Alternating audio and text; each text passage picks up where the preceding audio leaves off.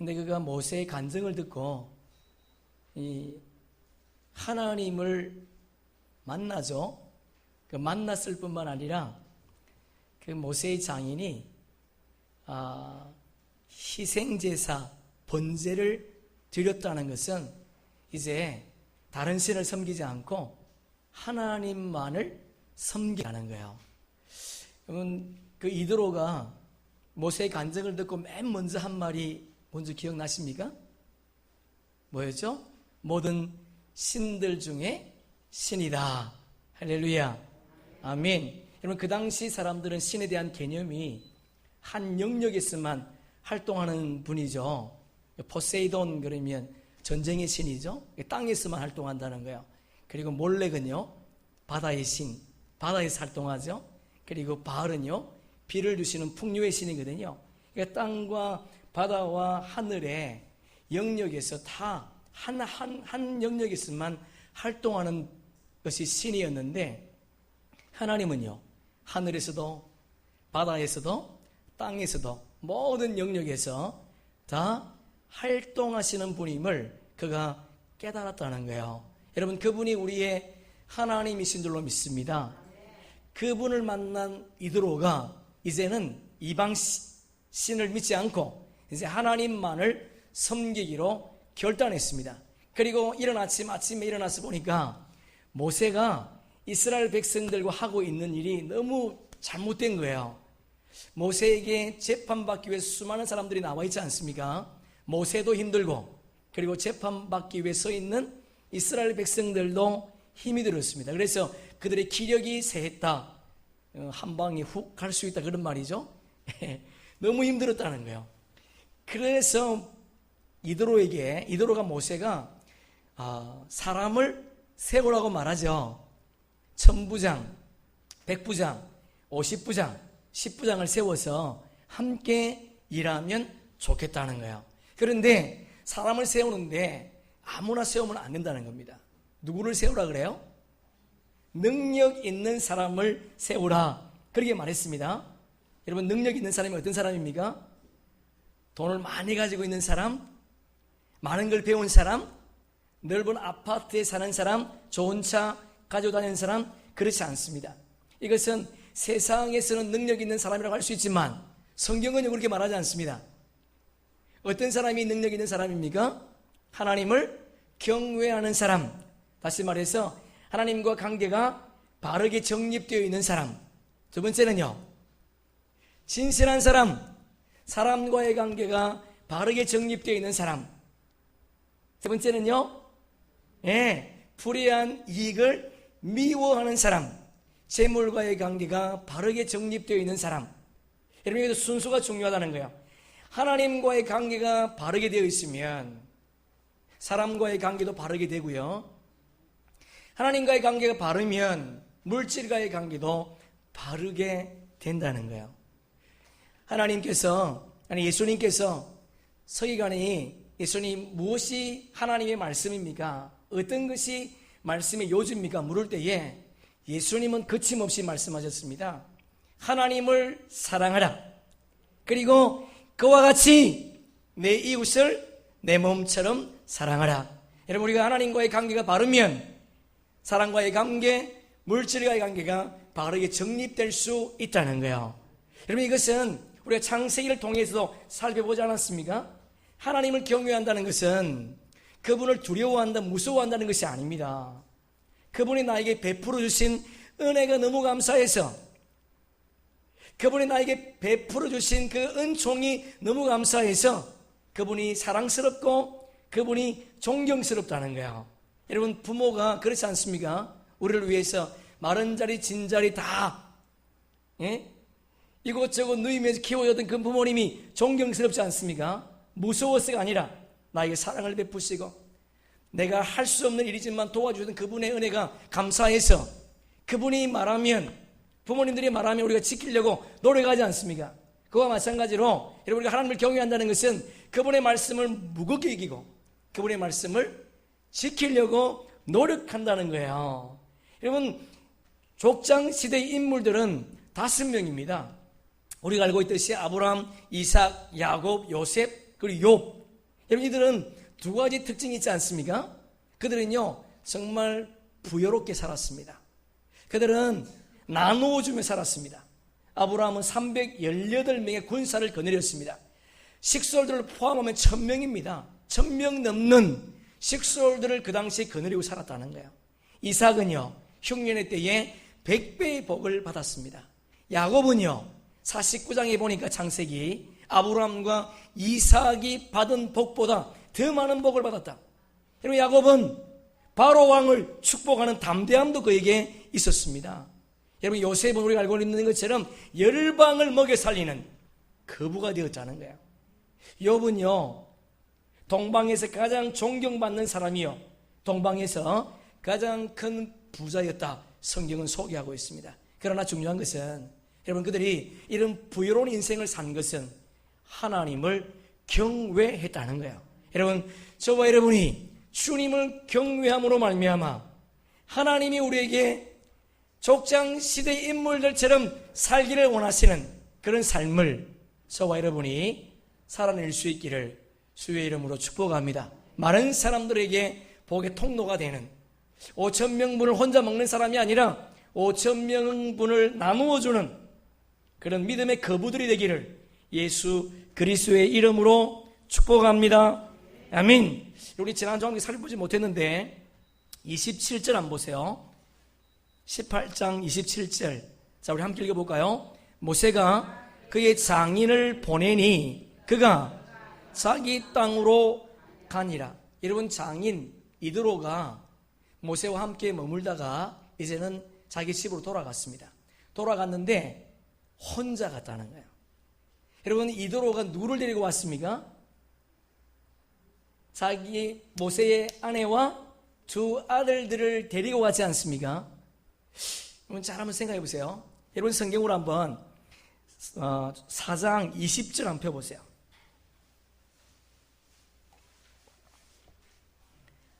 출애굽기 4장 20절. 자, 함께 읽어보겠습니다. 모세가 그의 아내와 아들들을 나귀에 태우고 애굽으로 돌아가는데 모세가 하나님의 지팡이를 손에 잡았더라. 여러분, 3장의 소명을 받고 모세가 애굽으로 출발했습니다. 혼자 간 것이 아니었습니다. 아내와 아들들 2명이죠. 게르솜과 엘리에셀을 데리고 갔다는 거예요. 그런데 여러분, 19장 2절 보세요. 자, 우리 19장 2절, 여러분 성경 한번 보세요. 2절 보면 18장이죠. 18장 2절 보세요. 예?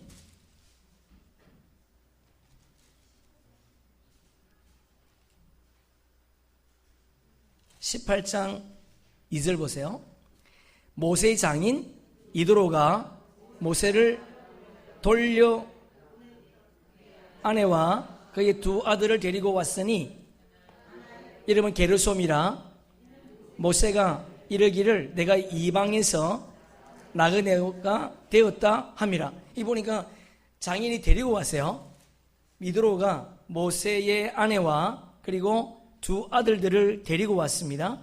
그리고 19장 보세요. 자, 우리 스크린 보면서 한번 읽어보겠습니다.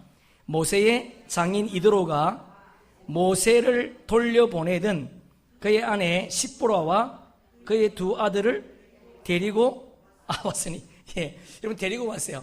그러니까 모세가 애굽할 때, 아니 애굽으로 갈 때에 분명히 아내와 두 아들을 데리고 갔는데, 그런데 언제 다시 집으로 돌아가는지를 성경은 말하지 않습니다. 그런데 우리가 출애굽기 4장을 보면 그 내용을 잠깐 알 수가 있습니다. 여러분 성경으로 4장 한번 펴보세요.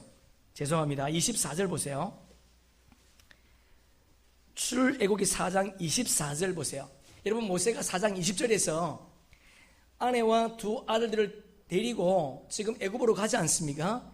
애굽으로 가는데 하나님께서 24절에 보면 모세를 길의 숙소에서 죽이려고 했습니다. 가는 도중인데 모세를 죽이려고 하는 거예요. 그래서 25절에 보면 십보라가 돌칼을 취해가지고 아들의 표피를 베어가지고 모세의 발 앞에 던졌습니다. 이게 보면 아들들이 아니고 아들입니다. 그러니까 이제 저를 한번 봐보세요. 모세는 유대인이지 않습니까? 그리고 모세의 아내는 미디안 여인이거든요. 게르솜이 태어났는데 모세가 8일 만에 할례를 행하는 거예요.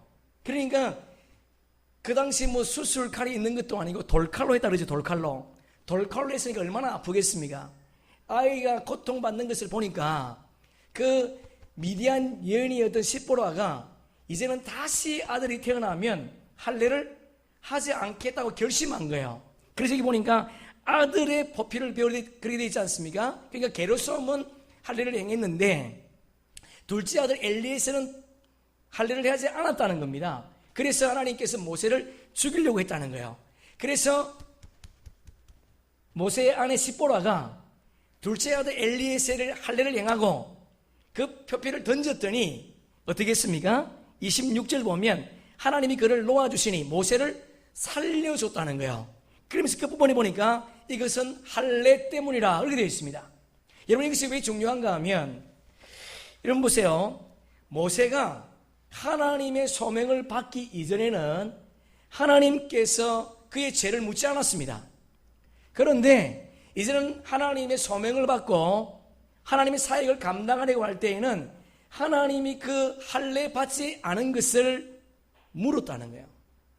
할례 받지 않은 것에 대해서 하나님께서 그를 죽이려고 했다는 겁니다. 여러분 여기 아주 중요한 원리가 있어요. 여러분 우리가 이 땅의 삶을 살아갈 때에 다른 사람에게는 죄가 되지 않지만 나에게 죄가 되는 것이 있습니다. 이전에는 죄가 되지 않은 것이 있는데 예수 믿고 난 이후에는 죄가 되는 것이 있다는 거예요. 여러분 생각해 보세요. 예수 믿기 이전에 내가 행했던 그런 행동들 죄가 아니라고 생각할 수 있는데 그런데 내가 예수 믿고 나니까 그렇게 행했던 것이 죄라는 것을 알게 되더라는 겁니다. 내가 예수 믿고 나니까 기도하지 않는 것이 죄라고 생각하지 않았는데 예수 믿고 나니까 그것이 죄라는 것을 알게 되었다는 거죠. 그래서 사무엘 선지자가 뭐라고 말하죠? 나는 기도하지 않는 죄를 범하지 않겠다 그렇게 말하지 않습니까? 우리 다음 시간에 살펴보겠지만 여러분 우리가 예수 믿기 이전에 그냥 사람을 미워하는 거 죄라고 얘기하지 않았지 않습니까?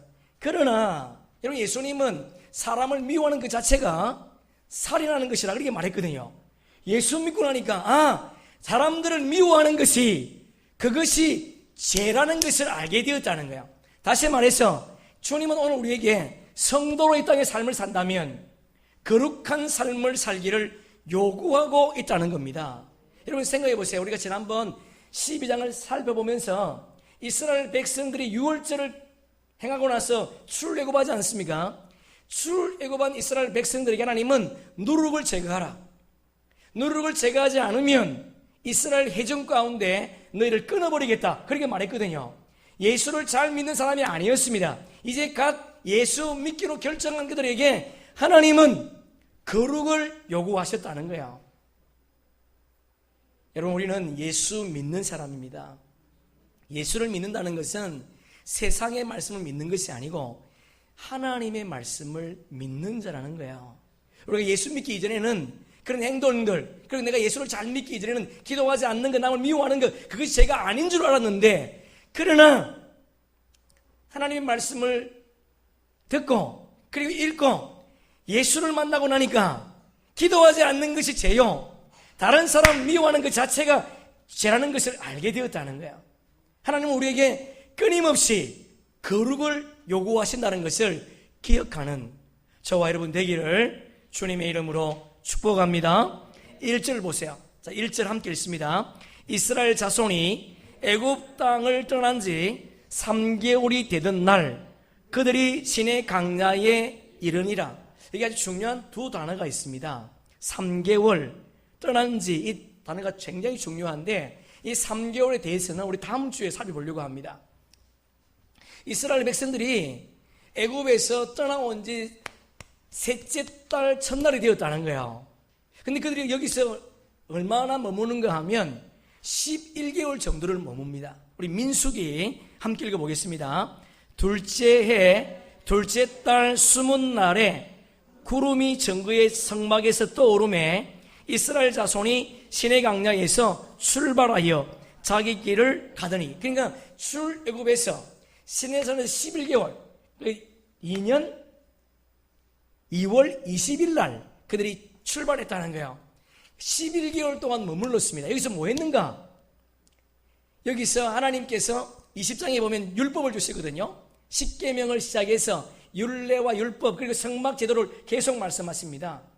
그러니까 11개월 동안 하나님께서 거기서 언약을 맺었다는 거예요.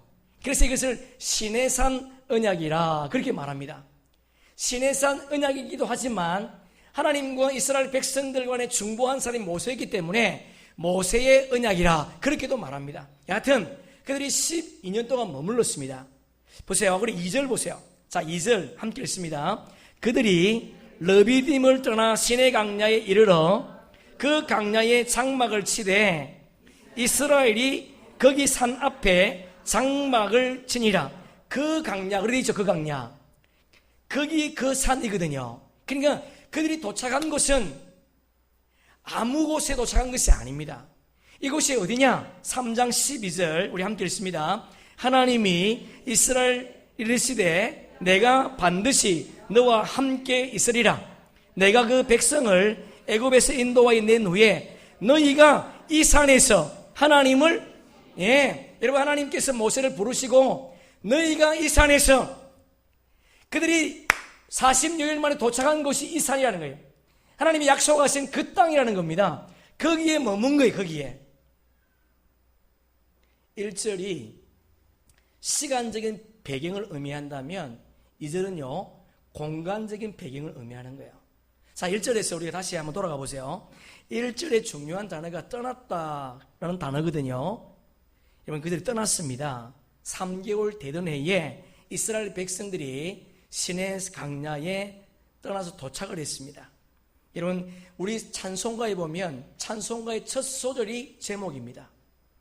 히브리 성경도 첫 단어가 제목이에요. 창세기는 베레시트라는 것이 히브리 성경이 제목이거든요.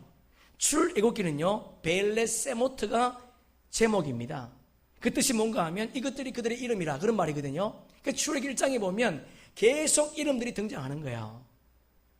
그러나 주전 250년에서 300년 사이에 히브리 성경을 그 당시에 통용어였던 헬라어로 번역했습니다.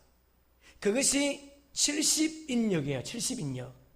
70인역은요 제목을 정할 때에 앞에 있는 첫 단어가 성경 제목이 아닙니다. 무엇이 제목인가 하면 그 성경이 담고 있는 중심 주제가 제목이에요. 그래서 창세기를 히브리 성경은 베레시트지만 70인역은요 게네시스가 뭐냐 하면 시작, 기원 그런 말이거든요. 그런데 출애굽기의 제목이 뭐냐? 이겁니다. 지금 떠난지 좀 한번 쳐보세요. 떠난지 이것이 출애굽기의 제목이에요. 엑소도스 여러분 기억나십니까? 우리 창세기 1장 서론할 때 이 말씀을 드렸습니다. 엑소도스 이것이 떠났다는 거예요. 여러분 이스라엘 백성들이 엑소도스라는 단어가 뜻이 뭐냐? 대이동, 대탈출 그런 말이거든요. 여러분 그들이 70명이 애굽에 내려오지 않았습니까? 그런데 그들이 애굽을 빠져나갈 때에는 장정만 60만 3,550명이었습니다.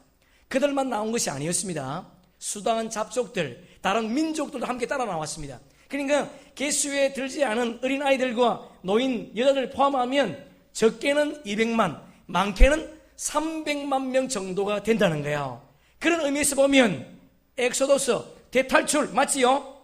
그런데 이 엑소도스는 단어는요 다른 의미가 있습니다. 이 단어는 합성어인데요 X라고 하는 뭐뭐 밖으로 그런 말이에요. 뭐뭐 밖으로. 호도스는요 길이라는 뜻이에요. 길. 이 단어를 합치면 길 밖의 길이에요. 길 밖의 길. 그러니까 무슨 의미인가? 세상의 길이 아니라는 겁니다. 하나님이 만드신 길. 여러분 우리는 지금 이 땅에 살고 있지만 이 땅의 길을 걷는 자들이 아니에요. 우리는 하나님이 만드신 하나님의 길을 걷는 자라는 겁니다.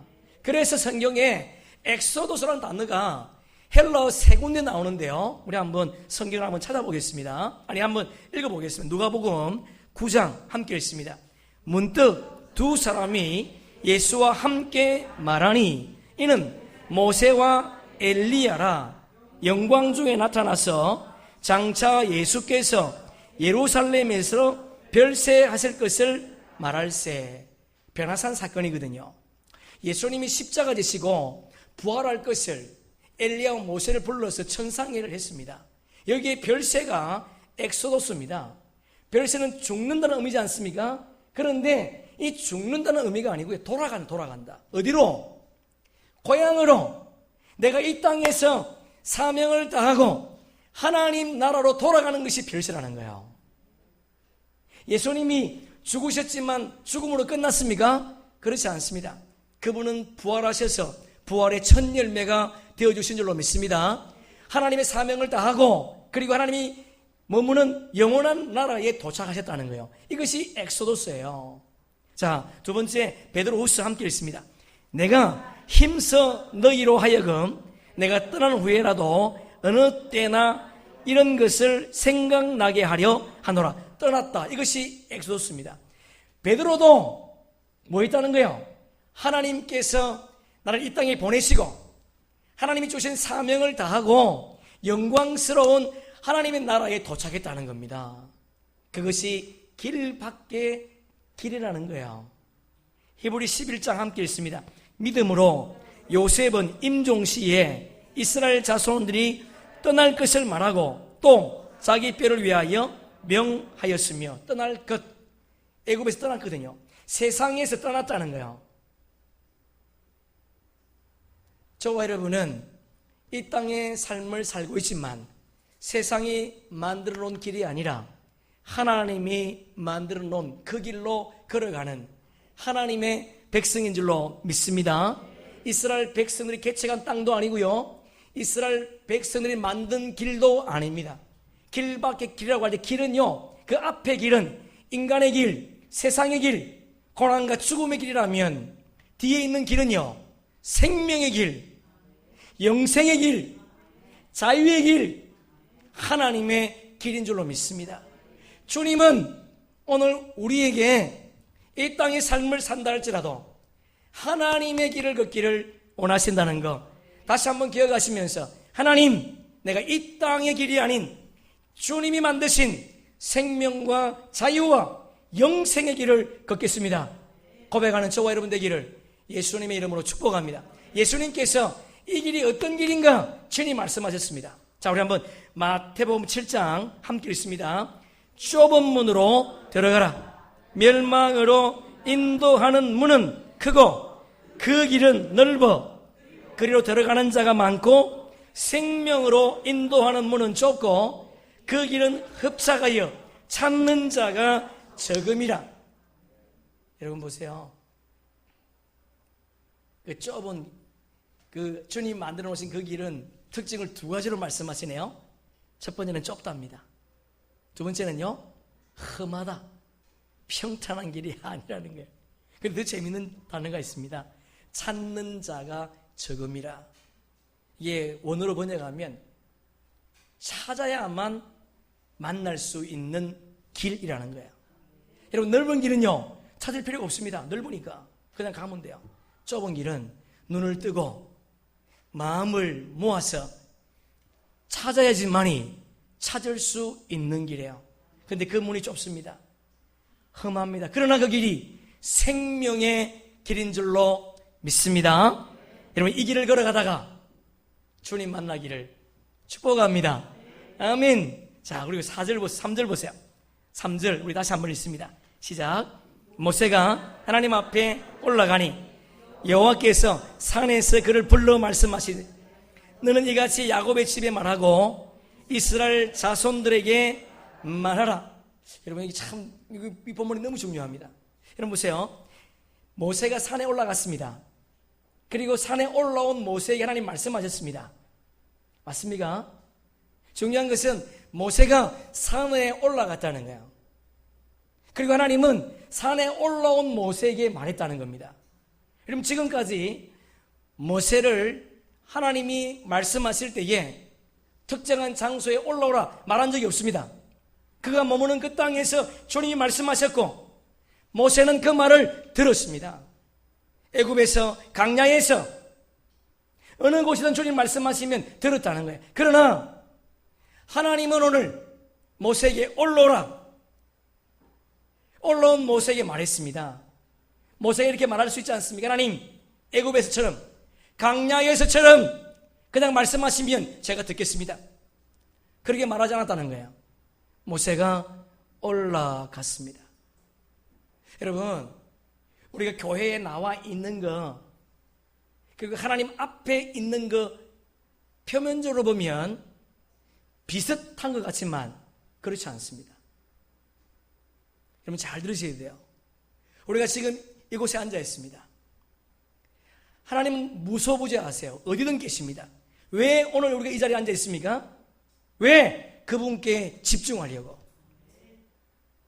교회에 앉아 있는 것과 하나님 앞에 나오는 것은 표면적으로 보면 비슷한 것 같지만 그렇지 않다는 거예요. 교회에 나와 있지만 하나님을 향해서 마음의 문을 열지 않는 사람들이 수다합니다.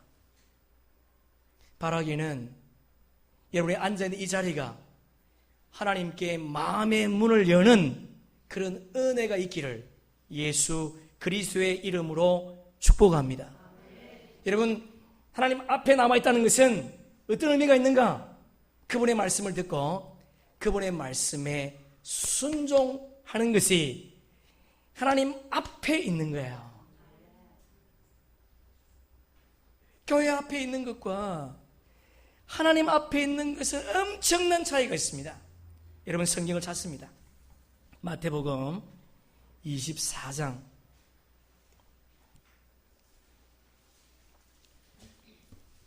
40절 41절 마태복음 다 찾으세요. 24장 40절 41절. 자, 우리 함께 읽어보겠습니다.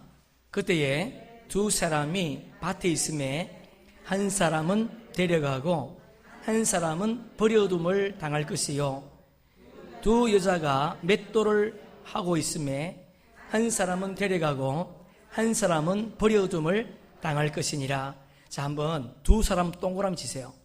40절에 밭 네모 치세요. 밭. 그리고 41절에 두 여자 동그라미 치세요. 그리고 맷돌질 네모하세요. 그리고 연결하세요. 자, 아니, 그리고 저를 보세요. 여러분, 두 사람이 밭에 있었는데 한 사람은 버려둠을 당하고 한 사람은 하나님이 데리고 갔답니다. 다시 말해서 한 사람은 지옥 가고 한 사람은 천국 갔다는 거예요. 근데 여기 보면 밭이라 되어 있죠. 밭은요, 교회입니다. 밭은요, 교회는요, 누구나 들어올 수 있어요. 똑똑한 사람만 들어오는 곳이 아닙니다. 배운 사람만 들어오는 곳이 아니에요. 두 사람 돼 있죠. 두 종류의 사람이에요. 누구든 들어올 수 있습니다. 그러나 그 뒤에 보면요, 두 사람이 바뀌었습니다. 두 여자로. 여자는요, 신부예요. 신랑은 누군가요? 예수님입니다. 이름은 신랑은 예수님이거든요. 두 여자는 예수를, 교회에 들어와서 예수 믿기로 결단한 사람입니다. 예수를 믿기로 결단했는데, 그런데 보세요.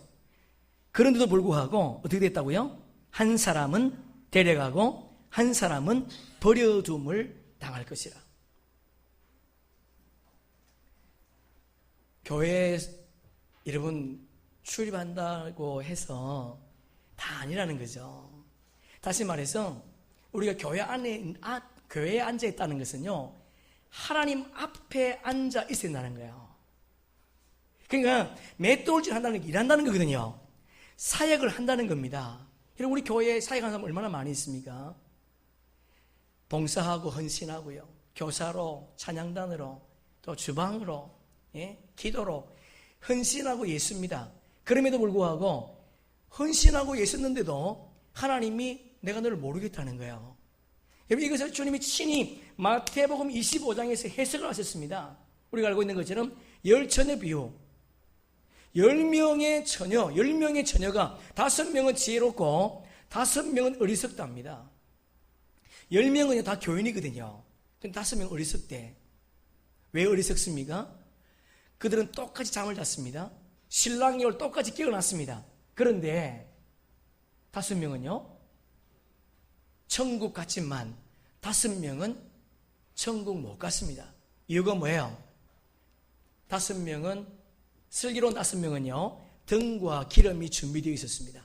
그러나 5명은요, 등은 있었는데 기름이 없었다는 거예요. 말씀이 없었다는 겁니다. 행함이 없었다는 겁니다. 여러분, 이게 말이 됩니까? 말이 됩니다, 여러분. 똑같이 맷돌질 했습니다, 여러분. 논 것이 아니에요. 교회만 온 것도 아니었습니다. 아니에요, 이게. 와서 열심히 봉사했다는 겁니다. 이것을 친히 주님이 말씀하셨어요. 마태복음 7장 펴보세요. 마태복음 7장 21절 23절까지 함께 읽습니다. 시작. 나더러 주여 주여 하는 자마다 다 천국에 들어갈 것이 아니요 다만 하늘에 계신 내 아버지의 뜻대로 행하는 자라야 들어가리라. 그날에 많은 사람이 나더러 이르되 주여 주여 우리가 주의 이름으로 귀신들 쫓아내고 주의 이름으로 많은 권능을 행하지 아니하였나이까 하리니 그때에 내가 그들에게 밝히 말하되 내가 너희를 도무지 알지 못하니 불법을 행하는 자들아 내게서 떠나가라 하니라. 할렐루야. 이제 자명해졌습니다. 무슨 말인지 이해가 됐습니다. 이제 여러분, 교회에서 사역하는 사람들 가운데서도요, 자기 자신을 위해서 사역하는 사람이 있습니다. 자기의 의를 드러내기 위해서 사역하는 사람이 있더라는 거예요. 그런 사람은 주님 앞에 섰을 때 주님이 모르겠다 그렇게 말한답니다. 그러나 어떤 사람은요, 정말 주를 위해서 일하는 사람이 있더라는 거예요. 여러분, 우리가 이 땅의 삶을 살아갈 때 교회에만 출입하는 그런 자가 아니라 하나님 앞에 마음을 쏟아내는, 그리고 그분의 말씀에 순종하며 주의 길을 걸어가는 저와 여러분 되기를 주님의 이름으로 축복합니다. 그래서 오늘 본문을 자세히 보시면 보세요. 하나님께서 모세를 불러서 말하지 않습니까? 그런데 두 부류의 사람을 불러서 말을 합니다. 자, 한번 보세요. 본문 보세요. 3절 다시 읽습니다. 시작. 모세가 하나님 앞에 올라가니 여호와께서 산에서 그를 불러 말씀하시되 너는 이같이 야곱의 집에 말하고 이스라엘 자손들에게 말하라. 저를 한번 써볼까요? 야곱의 집, 이스라엘의 집. 여러분, 야곱과 이스라엘은 다릅니까? 같은 사람이에요. 지금 주님 뭘 말하고 있는 거예요, 지금? 야곱은 어떤 사람입니까? 끊임없이 자기의 욕망과 자기의 욕심으로 사는 사람이었지 않습니까? 여러분, 야곱이 언제 이스라엘이 되는가요? 약복강 나루터에서 20년 전에 형을 속였는데 주님께서 가라고 해서 왔는데 형 에스가 400명의 군인을 데리고 왔습니다. 뭐 하기 위해서? 야곱을 죽이려고. 한 번도 하나님을 붙잡지 않았던 야곱이 약복 나루터에서 하나님을 붙잡습니다. 여러분, 우리의 야곱의 근성, 나만 생각하고 나를 위해 사는 인생이 언제 바뀌는가? 하나님을 붙잡을 때, 그분을 만날 때 우리 인생이 야곱에서 이스라엘로 바뀌게 될 줄로 믿습니다. 나를 위한 삶이 아니라 이스라엘을 위한 삶, 하나님 나라를 위한 삶을 살기를 주님이 말씀하셨다는 거예요. 어떤 사람이 야곱에서 이스라엘로 바뀔 수 있겠습니까? 교회만 출입하는 것이 아니고 하나님 말씀 앞에 서서 내 마음의 문을 열 때, 그분의 말씀에 순종할 때 우리가 야곱에서 이스라엘로 바뀔 수 있다는 거예요. 여러분, 야곱과 이스라엘을 반복하면서 강조하셨던 것처럼 또 강조하는 단어가 있습니다. 이 보니까 말하고 말하라. 자세히 설명을 하는 거예요. 하나님은 이스라엘 백성에게, 모세에게 들었던 이 말을 자세히 설명하라. 그러면 이스라엘 백성 입장에서는 뭐예요? 그 말을 듣고 지키라는 거예요. 우리의 인생 속에 다시 한번 하나님께서 말씀하시면 내가 그 말씀을 듣겠습니다. 그 말씀에 순종하겠습니다. 그렇게 결단하는 저와 여러분 되기를 주님의 이름으로 축복합니다. 주님은 두 번이나 강조하시면서 그냥 교회 앞에만 나오지 말고 하나님 앞에서 마음을 열어 그분의 말씀에 순종하기를 주님이 촉구하고 있다는 거 다시 한번 기억하시면서 교인이 아닌 성도로 이 땅의 삶을 살아가기를 예수 그리스도의 이름으로 축복합니다. 마지막 4절 봅시다. 우리 4절 함께 읽습니다.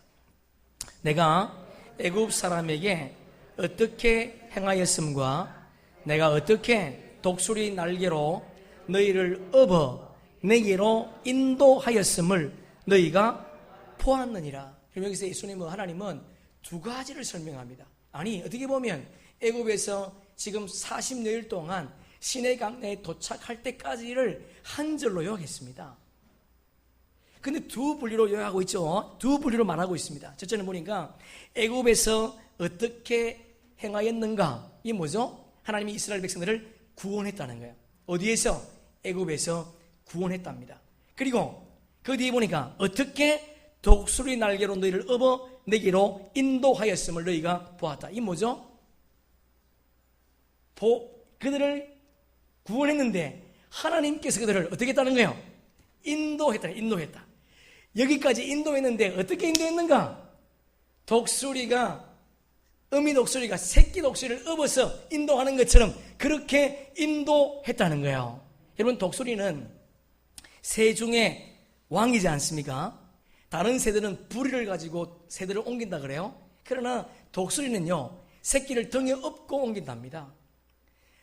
업고 옮길 때 어떻게 하는가요? 높은 곳에서 그 새끼를 떨어뜨리는 거예요. 그런데 떨어지도록 놔두는 것이 아니라 떨어지기 직전에 내려와서 그를 다시 등에 태워서 올라갑니다. 그것을 반복하다 보면 결국은 독수리가 날개 새끼가 힘을 얻어서 창공을 나르게 된다는 거예요. 그것을 모세가 친히 주석을 해놨습니다. 신명기 우리 함께 읽어보겠습니다. 시작. 마치 독수리가 자기의 보금자리를 어지럽게 하며 자기의 새끼 위에 너풀거리며 그의 날개를 펴서 새끼를 받으며 그의 날개 위에 그것을 엎는 것 같이 여호와께서 홀로 그를 인도하셨고 그와 함께한 다른 신이 없었더라. 할렐루야. 아멘. 여러분, 독수리 새끼를 안전하게 옮겨 놓은 것처럼 전능하신 그 하나님이 혼자 이 일을 행하셨답니다. 여러분, 독수리 새끼를 안전하게 옮기는 것처럼 전능하신 그 하나님께서 우리의 삶을 구원하셔서 하나님의 나라로 안전하게 옮겨 주시겠다는 거예요.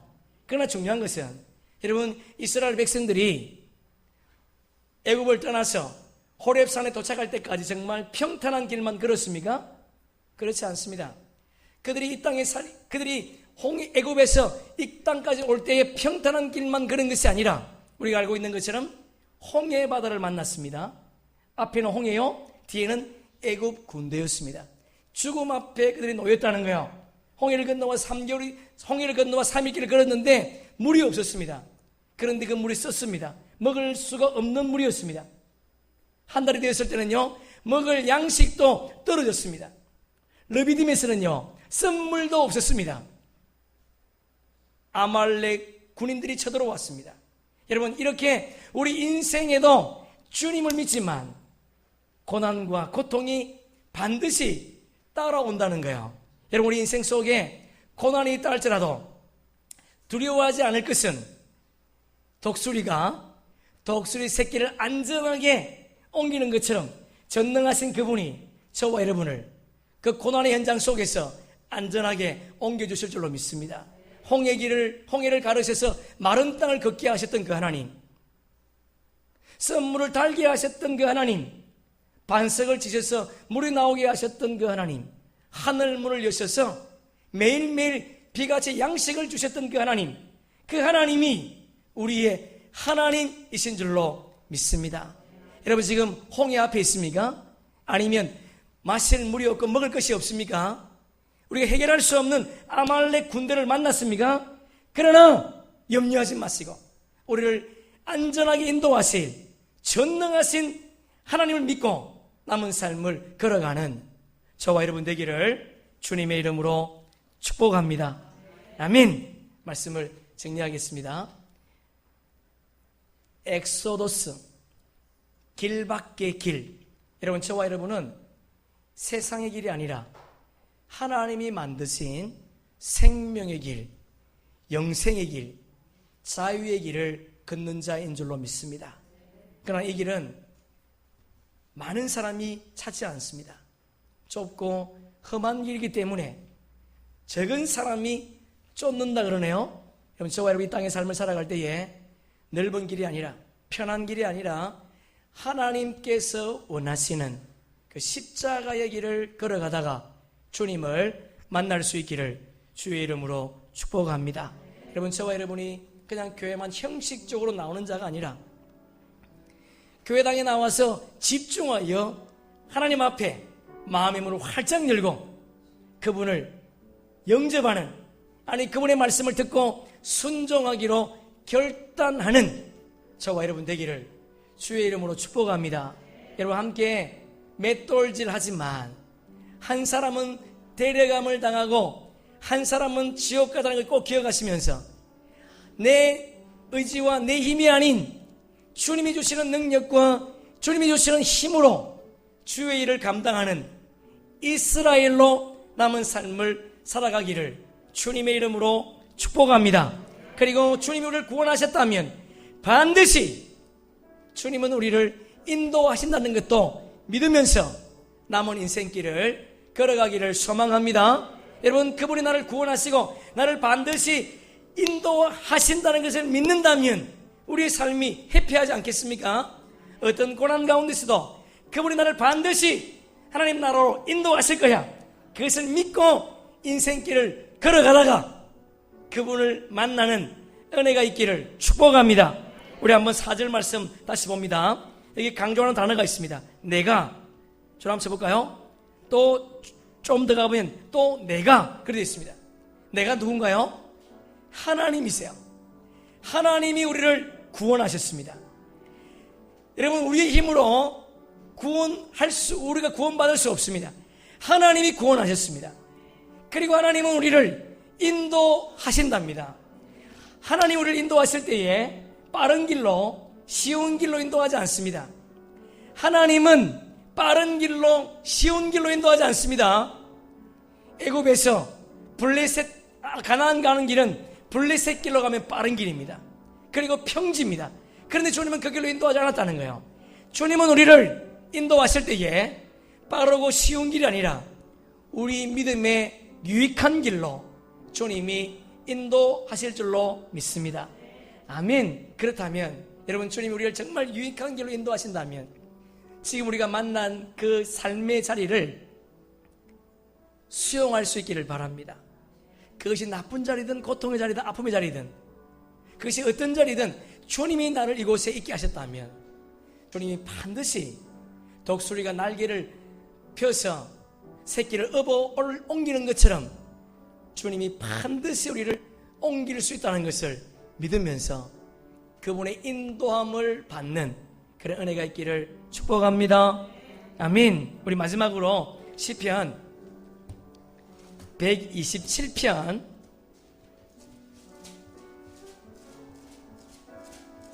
오늘 본문의 내용을 담아놓은 구절인데요. 127편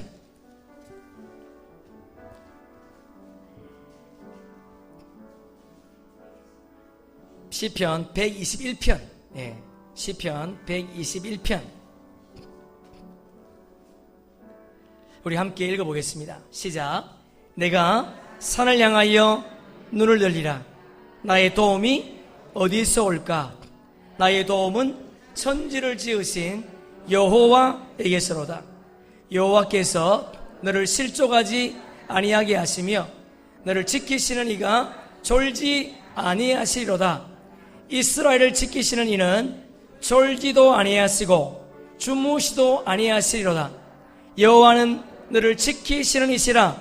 여호와께서 내 오른쪽에서 내 그늘이 되시나니 낮의 해가 너를 상치 아니하며 밤의 달도 너를 해치지 아니하리로다.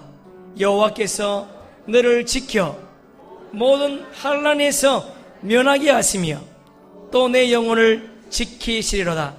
여호와께서 너의 출입을 지금부터 영원까지 할렐루야 아멘. 제가 7절 8절을 다시 읽겠습니다.